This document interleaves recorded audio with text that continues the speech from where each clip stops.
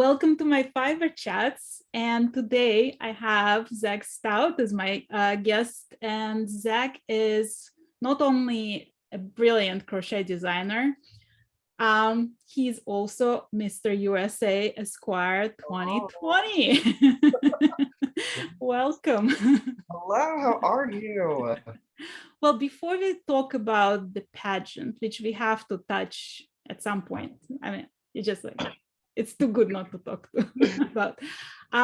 Let's talk about the crocheting. And when I first met you, it was on Instagram, and it was over that whole man and shawl kind of thing that started with Ronnie Hill, and some of her followers unfollowing her because she posted pictures of her son wearing a shawl. And then I saw your picture wearing a shawl, and it was just like so amazing that I had to share it in my stories. So that's how we've met. Yes. And I was trying at that time to convince you to join Knitters Gonna Knit. And you said, well, but I'm not a knitter. And I said, well, we'll turn you into a knitter. Let's do it. Do you like ever consider knitting? Like, what stops you from trying? Because I know a lot of artists like do multiple crafts, and I know you started with crocheting, but like, what stops you from dabbling in knitting as well? So here is my problem, is that I'm very hard on myself and I'm a perfectionist. I have tried to knit a few different times, and I don't know what it is, if it's the two needles or if it's because I'm stressed whenever I'm trying to learn it. My brain, it doesn't click. And so I've tried, like I said, I've tried a few times and I just can't get it. And I will put it down, or I'll get upset and I'm like, I'm not going to do that anymore. And then I'll come back to it. And then I don't know what it is. I can't grasp it. And so crochet was really easy for me whenever I was learning how to do it off of YouTube, and I was able to pick it up really quickly. And I don't know, I have these, I guess, unrealistic expectations of myself. Like I should be able to do this a lot better than what I do. And whenever I can't get something like that, I get pretty discouraged. And so I would like to know how to knit, but I want to skip like the learning process. Right. So meanwhile, your husband picked up knitting, right? And he is a Yes. knitter. Yeah. So does that frustrate you even more? Absolutely. So this is what annoys me. So my husband is one of those people, and I think it's because he doesn't really get stressed about anything. He's very laid back. He didn't take it too seriously. And I think that was my problem. So I had been trying to get him to learn how to crochet. And I even had a video on my channel where I was trying to teach him different stitches, and it was just really kind of funny because he couldn't grasp it. The funny thing is my husband has very large hands, and so I'm kind of dainty, but he has very big hands, and that he tends to shake a little bit. And so he said that he couldn't get it because his hand shook too much, and the crochet hook felt like, I don't know, it felt really small in his hand. He couldn't make it work because his fingers were so big. But he decided he was just going to learn knitting. So he watched a YouTube tutorial. He was sitting just right across from where I'm at right now in his chair. And within like 10 minutes, like he was just fine. And he had gotten further than I had in any of the times I'd ever tried. And I was like, how are you doing that? And he was like, I'm just doing it. So he picked it up super fast, but he's crafty in different ways. He also quilts and sews. And so he can make clothing and blankets and different things like that. And so I know his brain can work in those ways. So maybe he just gets it a little bit better. I guess I shouldn't feel too bad, but that's me a little bit. I'm sure your brain works as well. You just have to give it one more try. I need to. I really do, because I want to honestly, be really kind of fluent in both, because I see so many knitting patterns. I follow so many knitters. I watch so many knitters on YouTube, and I see all these beautiful, gorgeous patterns, the sweaters, the shawls, the socks, and everything. And I'm like, oh, I want to make that. And I go to look and I'm like, oh, it's knitting. I can't do that. Or I'll see patterns on Ravelry, or whenever I'm searching for, ideas or inspiration. And I'm like, oh, that's gorgeous. And then I'll look and, oh, it's knitting. So I put a lot of things, on the back burner, I guess, or out of my mind, or, just decide, oh, I can't do that because they're knitting. Right. And I want to be able to, no matter what it is, see a project and say, I can make that because I can do both. So no matter what it is, I'm able to do it. So hopefully in the future, I'm going to be able to knit. Well, I have one inspirational story to share with you.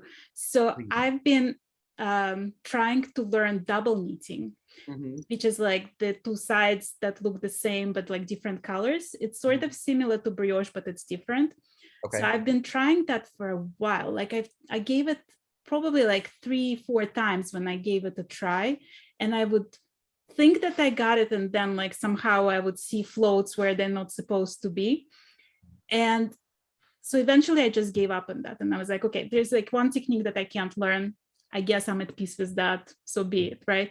And then I met Duke of Nico, who I had interview with recently. And he's this originally from Japan designer, knitwear designer. And he actually does specifically concentrates on double knitting. So like majority of his designs are double knitting. And I interviewed him and I was like, you know what? I just have to try it again. So I decided to give it one last time, one last try. And I sat down one day and I casted it on and I started knitting and I came to row 3.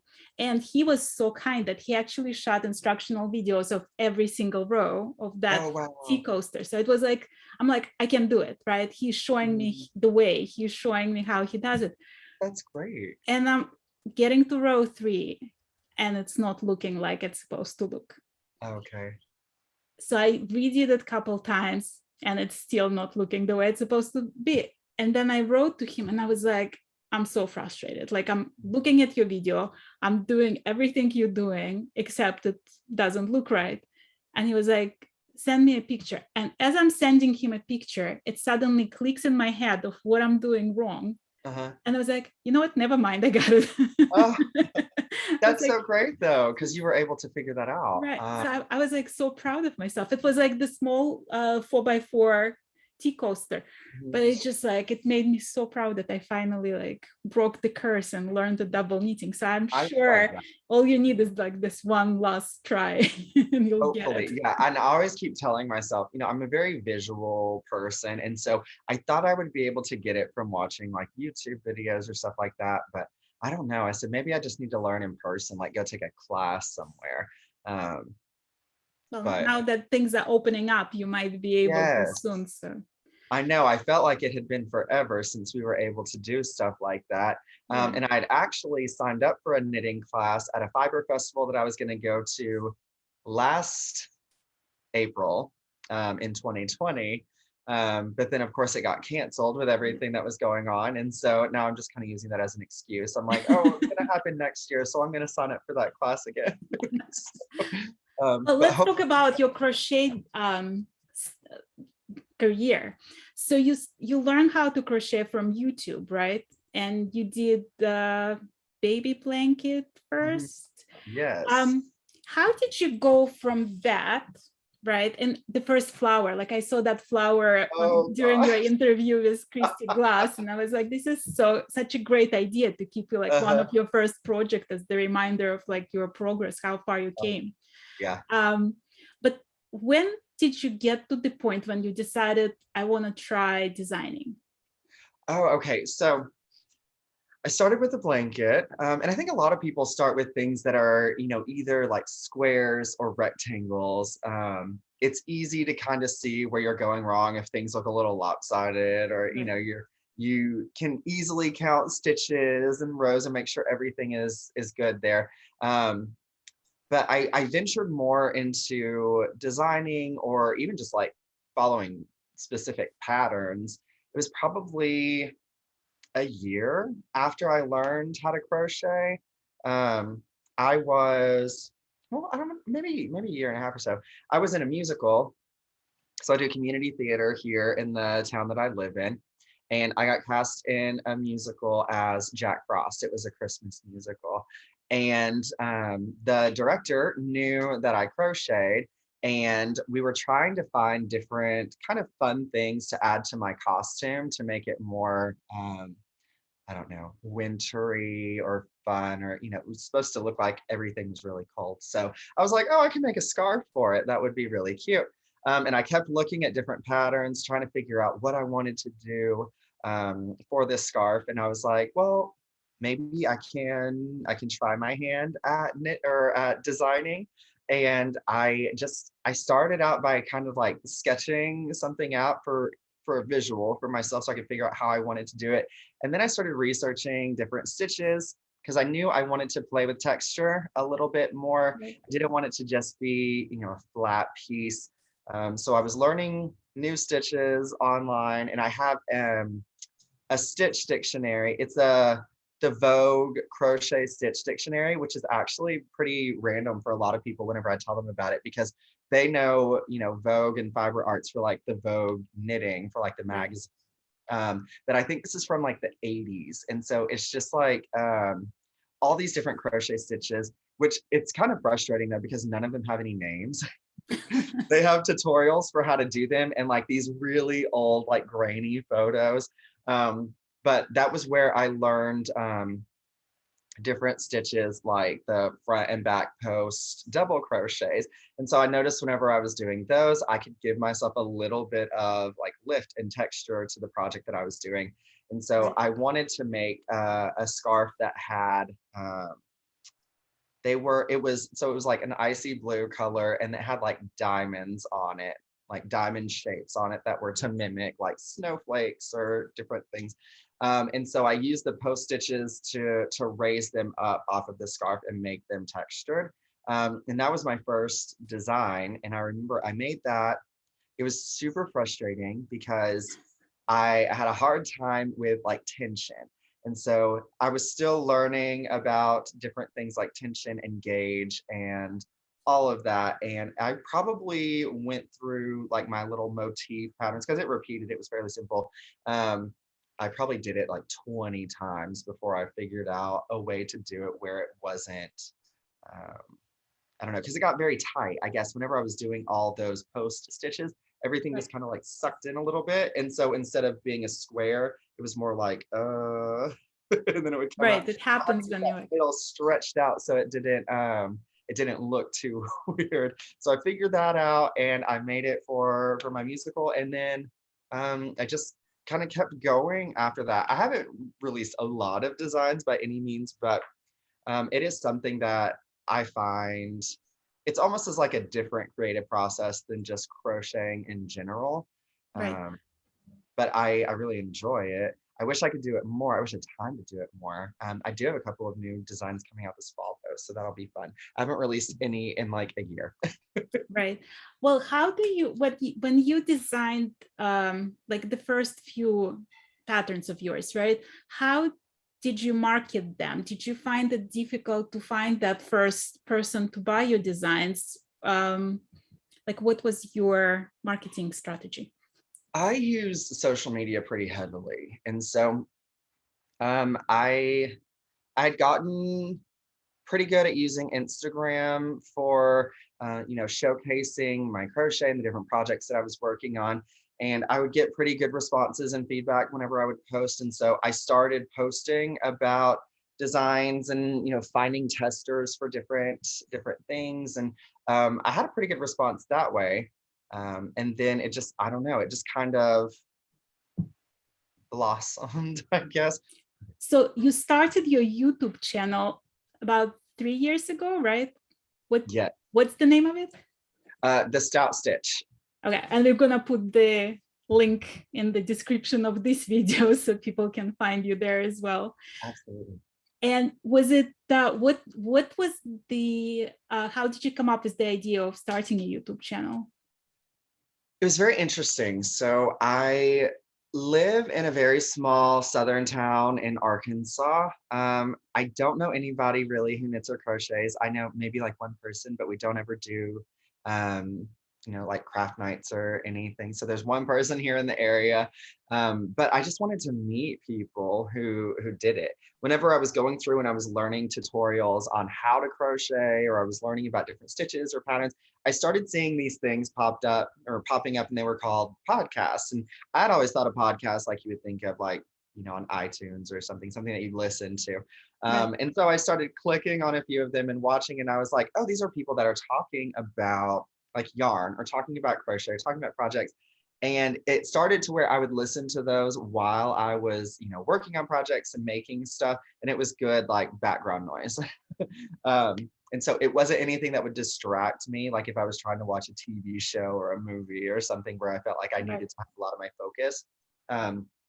But I would see a lot of the interactions that these people were getting. And so I was like, okay, there's like this bigger community out here that I wasn't really aware of. So I found a couple, and I don't know, they probably thought I was like really creepy or off. But I messaged them on Instagram, and I was like, hey, I saw your YouTube channel. And I just had some questions for you because I'm very new to this, and I wanted to figure out how to get like more involved and meet people who do this.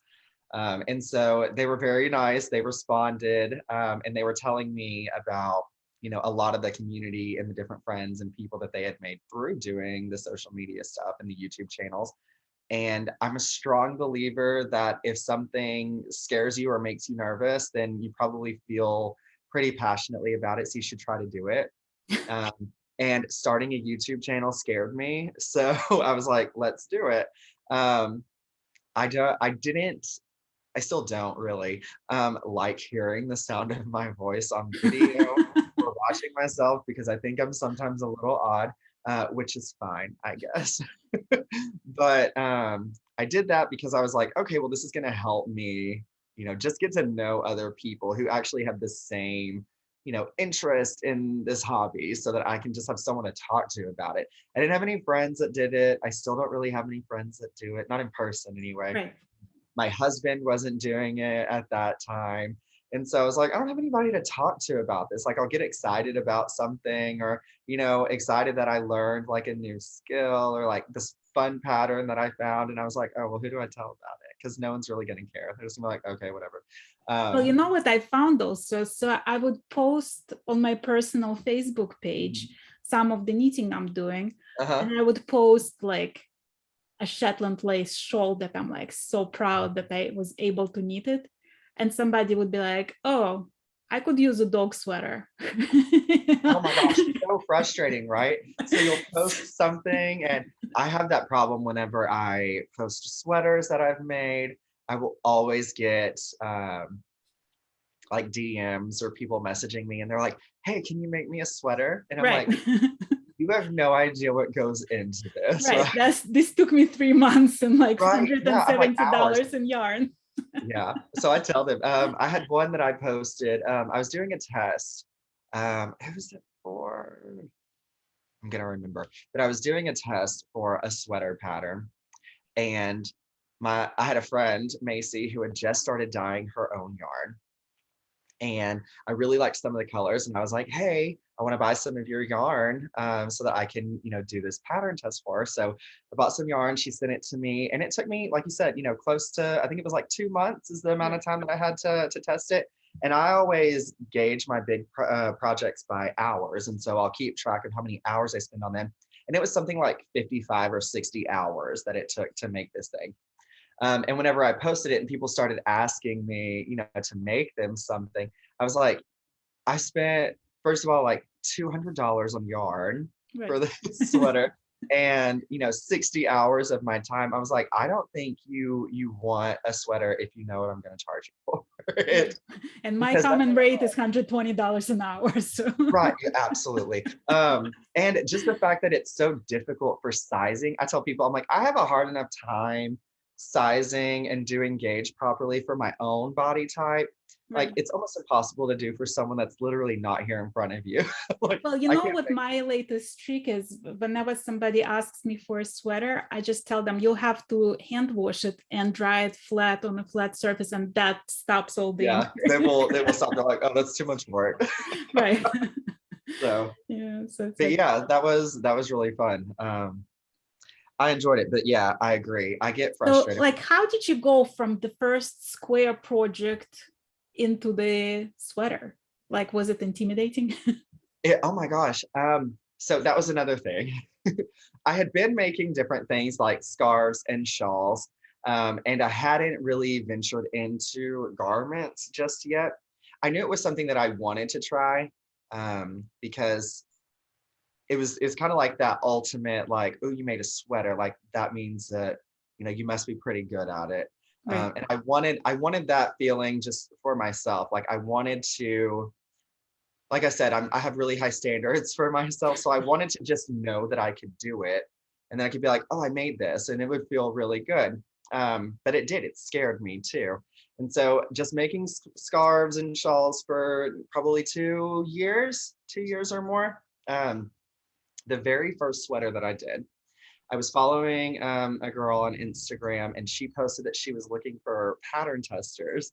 And so I messaged her and I was like, hey, I've never made a sweater before. So I'd be like, very new, if you want to see how well this works for beginners.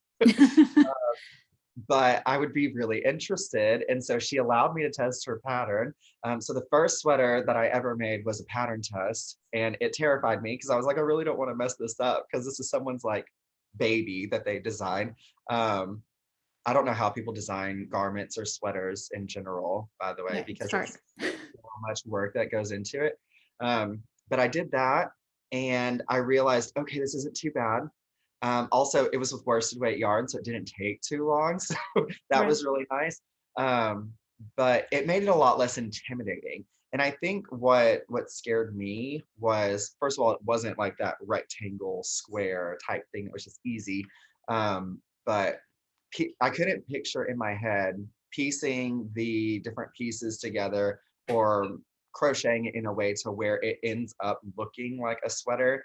Right. My mind just couldn't grasp that. And I'm like, how am I going to make something that's like sleeves? Because I think even at that point, I hadn't even done anything that was like crocheting in the round. And so it was all just very new. I was very much like a baby crocheter at that point.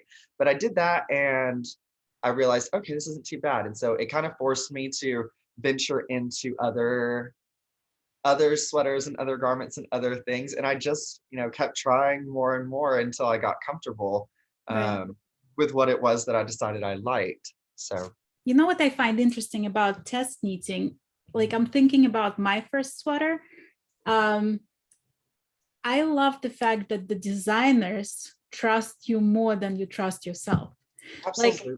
I was actually like, so my first sweater was designed by Julie Knits in Paris, Mhm. who like I love dearly. And like I tested, I think like 6 or 7 of her design. Actually, one of her Oh, designs coming out today. So I'm like, I tested oh, wow, that, that's like so very fun. excited. But so she just like, she didn't even offer, she didn't ask, she just added me to the testers group for that sweater. And I was like, I was like in total sense of panic. But then I was Uh-huh. like, well, if Julie thinks I can do it, maybe I can do it, And Yeah. I don't think I would have braved it at that moment. Like I didn't trust myself as a sweater, but like I did it. I Yeah. just followed the instructions and it's like somehow happened. Yeah. And I think that's fantastic. And I have to remind myself too.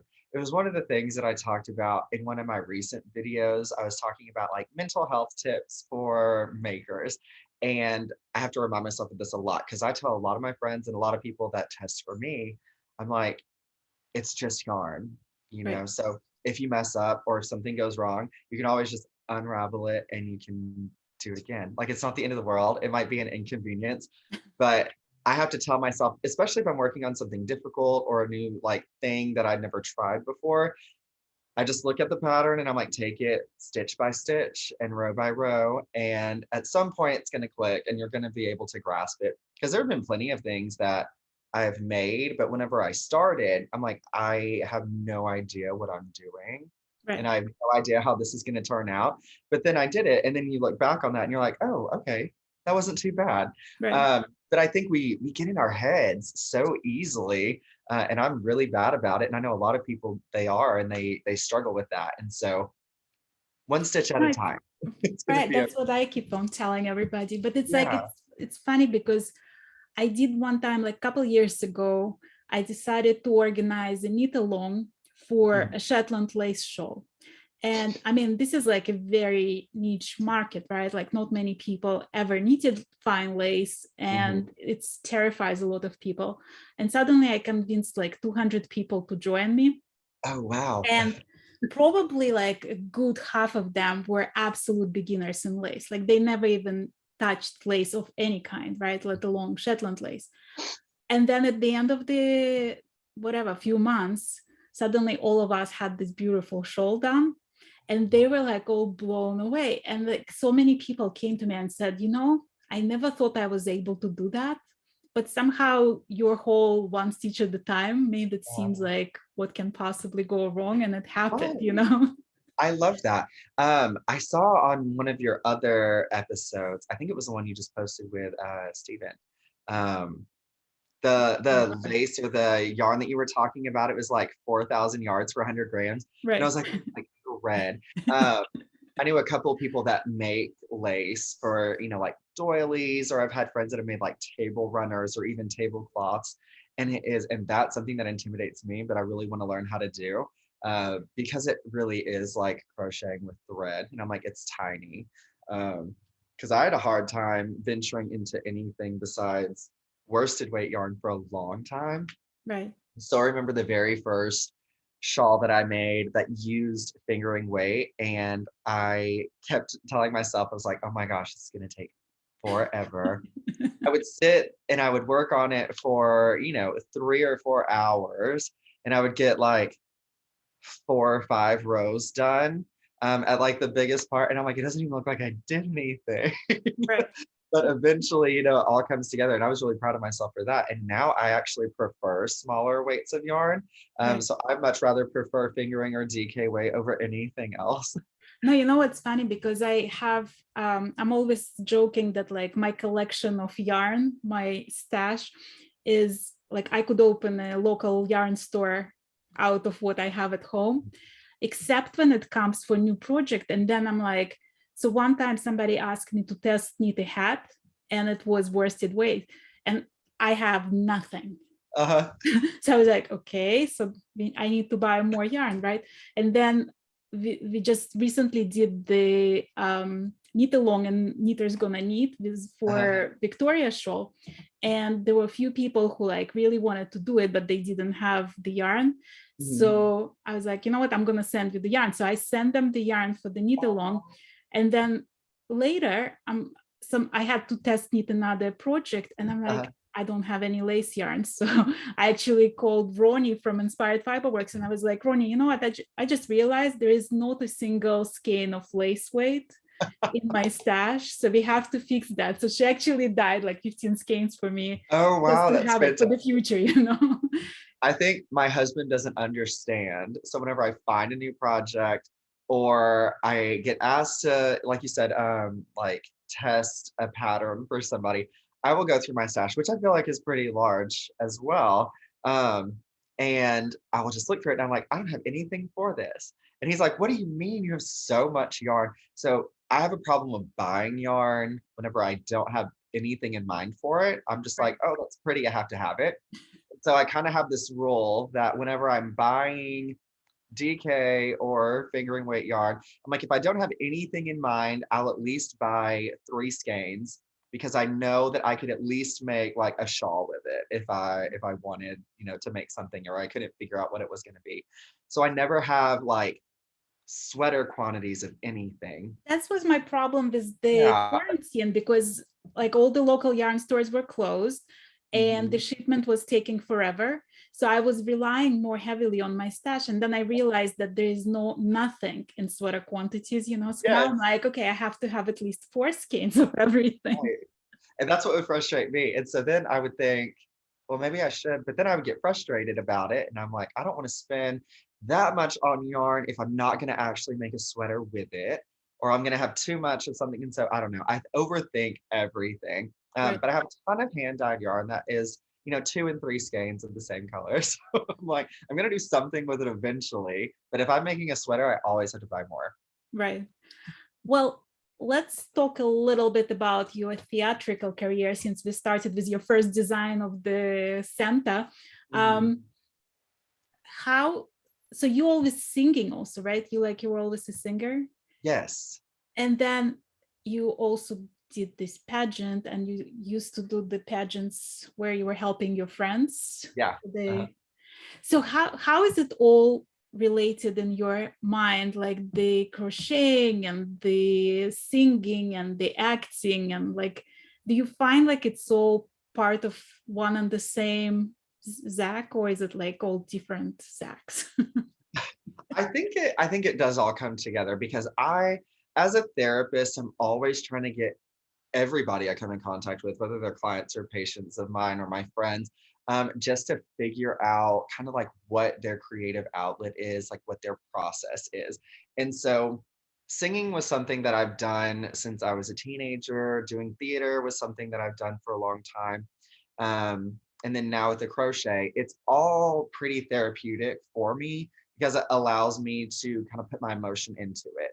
Right. And so that's how I think of it. I use it as a way to not only help me with my own, struggles or issues that I'm facing, but just as kind of like an escape to get away from what's going on around me if I'm having any kind of difficulty, but also just being able to look back at what I did, whether it was, a performance of a song or a show that I was in or a project that I made. I can remember the emotion that I had at the time whenever I look at that. And I think it's kind of like a mental journal for myself where Right. I can kind of track growth and progress in myself and what I'm doing. And that's one of the things that I love the most about it. Do you keep talking about your crocheting like while you're rehearsing, or do you always have your crochet with you? Like, do people always ask you? Yes, I have it all the time. So anytime I'm in a show, that was something that a lot of people realized whenever I did that first show, or that first musical where I was actually designing and making stuff. I keep projects with me, and so like whenever it's not my scene and I'm not like having to do lines or we're not working on music, so I probably do a few shows a year. But I always have projects and rehearsals with me now. So I will sit there because there's times where, a rehearsal may be like 6 hours Right. and I may only be in like, two scenes in that, and we may knock those out in the first 45 minutes. And then I'm just sitting around for a few hours until I'm asked to come back up and, work on something. And so it definitely gives me something to do and keep my mind busy. So I'm not just getting distracted. I'm very antsy and I move around a whole lot. And so I probably just get myself into trouble for talking too much. Right. Do people approach you to teach them how to crochet? A couple of people have, and I've worked with a couple of different my friends, and then actually some patients that I work with in the hospital about crocheting and using it as like forms of therapy. And Right. so I thought that was really cool, and that was really really interesting to see people kind of grasp that and help them learn a new skill or learn something new about themselves and figure out, oh, I can use this and it's a good tool to distract me from different things that are going on, or it's a good hobby for me to get into that's going to be more productive for me, maybe than something else that they were doing. And so I always enjoy teaching, and I'm always up for it. I still get people sometimes that will message me and ask me about tutorials or doing anything like that, which is something I haven't ventured into on my channel, but I have thought about it. Right. And you have some free Fridays when you show certain stitches or something on your YouTube? Yes, so I've had a few videos, and I haven't done it in a while. I'll probably need to go back to it. It was Free Pattern Friday, Well, now you and have to do it because I just talked about it. Right. no, totally fine. But I would go through and I would find different free patterns for knitting and crochet, actually, even though I don't know how to knit. And I would show them on my channel just to give people ideas and inspiration about certain projects that they could do. And it helped me learn a lot more about different projects that were out there. Right. Um, because I think we get stuck in that same cycle of just wanting to make things that we see other people make. Right. And I'm really guilty of that too. So I follow, probably 1,000 different knitters and crocheters on Instagram, and I will see posts on my feed all day long. And I may see, 10 different people are making the same crochet project. I'm like, oh, I want to make that. Or I'll see somebody on a YouTube channel talk about something and I'm like, oh, I want to make that. And I kind of forget that there are a lot of other patterns out there that people aren't talking about, that aren't getting the attention that they really deserve. So Right. I try Well, I to also when I was talking to some of my friends designers who like just started designing, right, like recently, their frustration is that there's that exact thing that like people know the top whatever 20 names in yep. either, right, and the knitting or crocheting, and then it's very hard to make name for yourself because the knitting groups or crocheting groups don't allow self-promotion, and Instagram Hard. gives you limited market, so it's hard to like break through and become another Stephen West. Well, and I'll say I'm guilty of that too. And I think there's a lot of people that struggle with that. So there are times where maybe I'm going through a rut and I'm thinking about, I don't know what to make next, or I don't know what to do. And I have people in my mind and I'm like, oh, I'm going to go check her page, or I'm going to go check her Ravelry. I'm going to go check his page because maybe they have a new pattern out that I might like. Right. And then now thinking about it, I'm like, it robs other people of the opportunity to be seen and be heard and kind of get their name out there, because it is difficult whenever you have so many people that are saturating the community, especially people who are able to put out so many patterns so quickly. Right. It's hard for other people to kind of get noticed because these people are getting so much attention and talked about, and not anything against them. I think it's great. But it's hard for the newcomers who may not be able to really invest all of that time up front at the very beginning to get themselves out there. So that's what I was wanting to try to do, is find things that maybe were a little bit more obscure, that were also accessible to people, just so that they could just learn more designers. And it helped me learn more designers too. And so Right. figuring out different ways of trying to, I don't know, look for projects and look for inspiration. It doesn't have to just be from the same people all the time. Well, I find that like with the Knitters Gonna Knit and Knitting Bartender group specifically, like this is my two favorite groups on Facebook.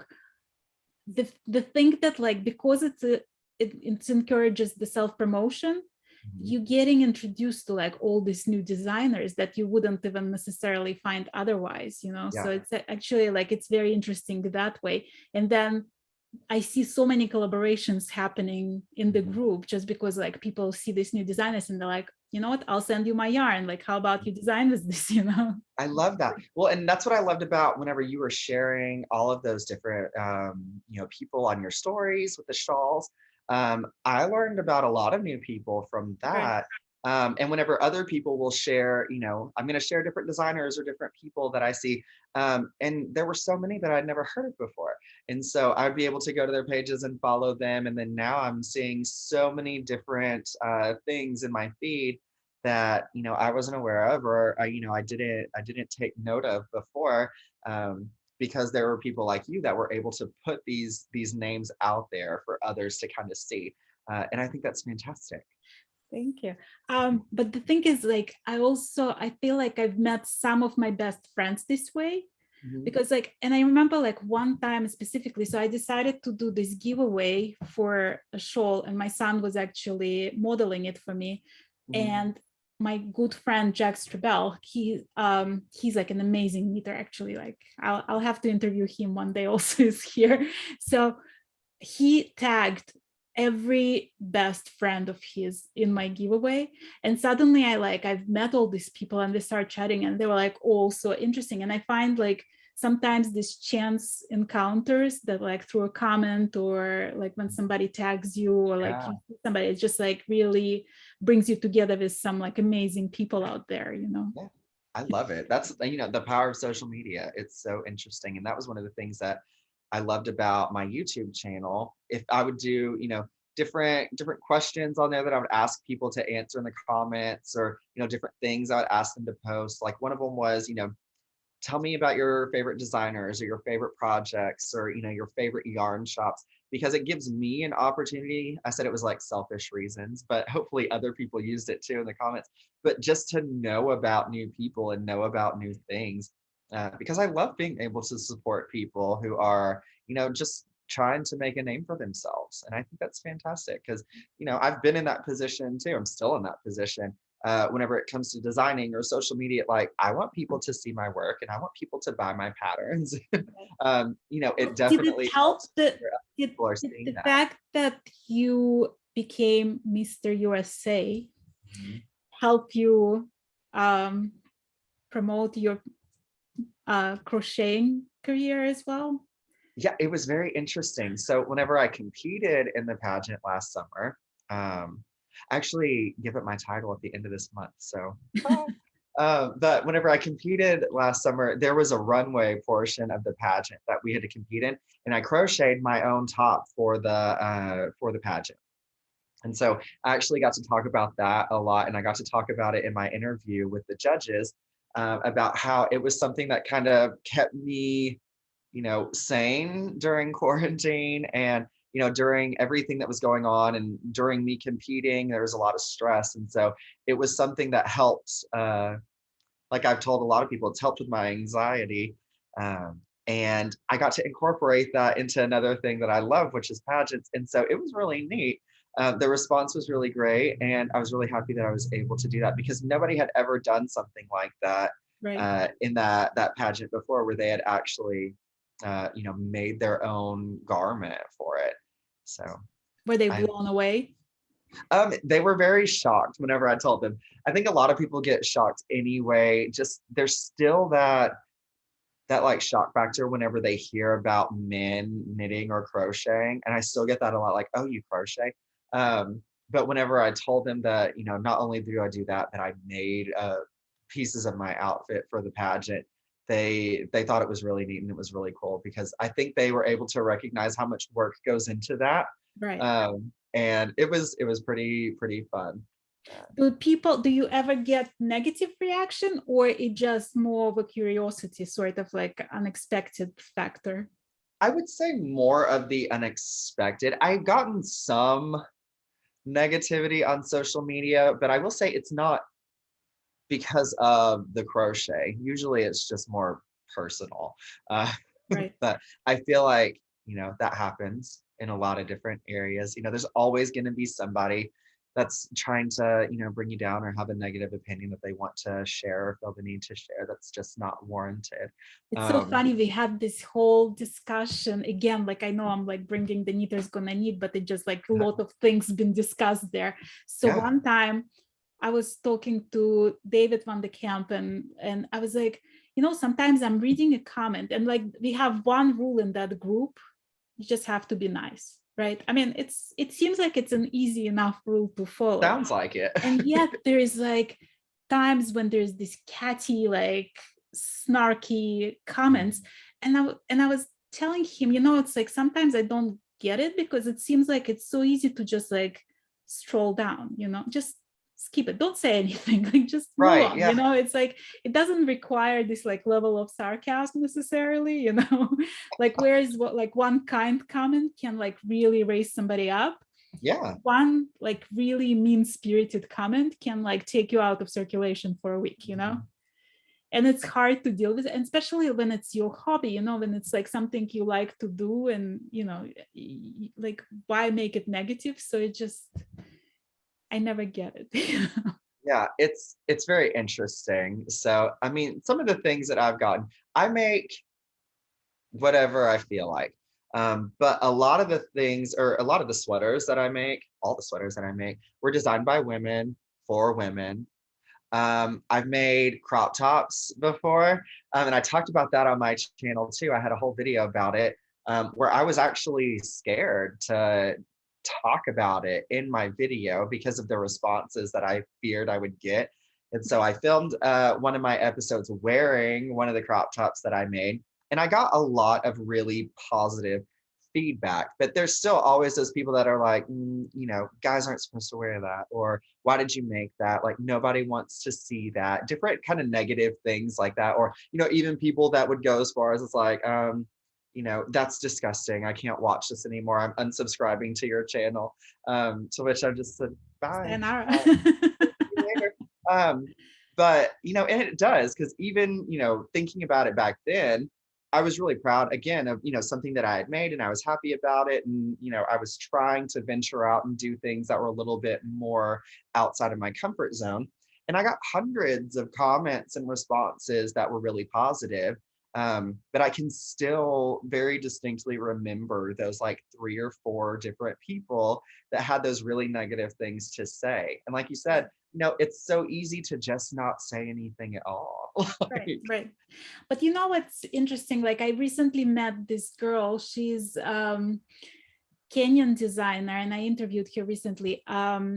Okra Knits. So her name is Karen. Okra Knits is the company name, and she also has a YouTube channel. And in one of her episodes, she was talking about how we need to find the opportunity to celebrate small things, and how we like often concentrate on the negative and like what we could perfect and what we could do better and what we should have done differently, instead of like finding the positive things. And she said, like, I was like, so what's the moment to celebrate for you? And she's like, this interview, for example, or any like or any positive comment, it's all like reasons to celebrate. And I feel like we can like all learn from her in this respect, because you did get 100 positive comments, but like you're thinking about those 3 negative ones. We need to learn how to like ignore the negative people in our life and concentrate on the good people out there. And that's something that I feel like a lot of people struggle with. I struggle with that, because I want to be able to, and I feel like I'm pretty good at it, at focusing on the good things and the positives. That's something that I always try to work with, the people in my job with, focusing on different things that are going to bring you joy and, positive things. But, we always have those kind of negative moments in the back of our mind that will try to creep forward. And our brains are kind of trained to focus more on those because we think it's where we need to find opportunities to change in order to improve. But it doesn't always have to be, negative to trigger change. Positives can trigger change too. We just haven't been conditioned to do it. No, like it's interesting because like some of the designers I talked to, they said that like they didn't think about the possibility of designing until somebody told them, why won't you try designing? And it was like, me? What? No, like, what do you mean me? Like, I'm not a designer, right? But that sort of starts the thinking process, and then they became designers, So it's like, I find it interesting how like sometimes a positive comment can actually push people in like growing and like, making changes. Right. And I love that. I think it's fantastic. I wish more people would do that. Well, you and I will share the joy over the YouTube. Well, let's do it. We'll make sure to do all that. Well, thank you so much for being my guest today. And I'm going to put the link to your Instagram, to your YouTube, everything, all the information under this video. And so people can find you and follow you and subscribe to your YouTube channel. Thank you.